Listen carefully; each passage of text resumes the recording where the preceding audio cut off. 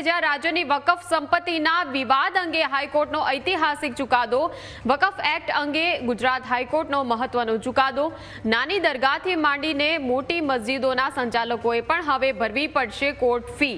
જૂના વકફ કાયદામાં સ્પષ્ટ ઉલ્લેખ ન હોવાથી કેસમાં કોર્ટ ફી લાગુ નહોતી પડતી। ટ્રિબ્યુનલે જુદા જુદા વિવાદની સુનાવણી પહેલા ફી ચૂકવવાને લઈને પડકાર કર્યો હતો। કોઈ પણ કાનૂની પ્રક્રિયાથી ઉપર નથી તેવું હાઈકોર્ટે કહ્યું છે। જુદી જુદી 150થી વધુ અરજીઓનો હાઈકોર્ટે નિકાલ કર્યો। વકફ મિલકતોના શાસન અને સંચાલન અંગે આ ખૂબ જ મહત્વનો નિર્ણય છે। વકફ મિલકતો અંગે પડતર કેસોના ઝડપથી નિકાલ થશે। હવે હિન્દુ ટ્રસ્ટની જેમ મુસ્લિમ વકફ બોર્ડ દ્વારા પણ કોર્ટ ફી ચૂકવવી એ ફરજિયાત છે। તો જે રીતે આ ચુકાદો સામે આવ્યો છે, ચોક્કસપણે નાની દરગાહથી લઈને મોટી મસ્જિદો સુધી આ ચુકાદો એ અસર કરતા રહેશે। કોઈ પણ કાનૂની પ્રક્રિયાથી ઉપર નથી, આ મહત્વનું હાઈકોર્ટનું નિવેદન છે। સંવાદદાતા જયેશ ઓનલાઈન પર જોડાઈ ગયા છે। જયેશ, કોઈ પણ હાઈકોર્ટથી કાયદાથી ઉપર નથી, આ પ્રકારનું નિવેદન, અને હવે જે રીતે હિન્દુ ટ્રસ્ટ દ્વારા કોર્ટ ફી ભરવામાં આવતી હતી એ રીતે હવે વકફમાં પણ કોર્ટ ફી તેમણે ભરવી પડશે, એટલે આ વકફ એક્ટ અંગેનો ખૂબ જ મહત્વનો ચુકાદો છે। એટલે સમજવાનું એ છે કે આ કઈ રીતે અસર કરતા રહેશે।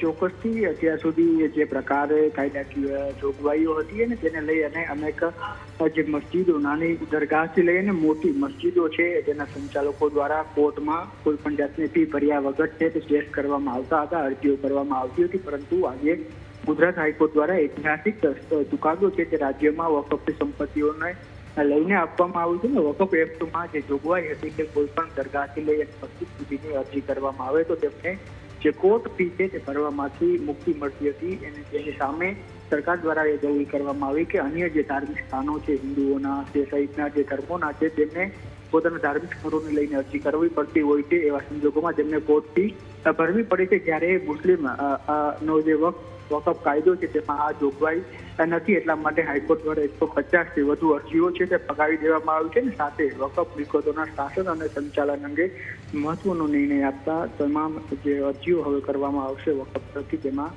કોર્ટ ફી ફરજિયાત આપવી પડશે। બિલકુલ, આભાર જયેશ માહિતી આપવા બદલ।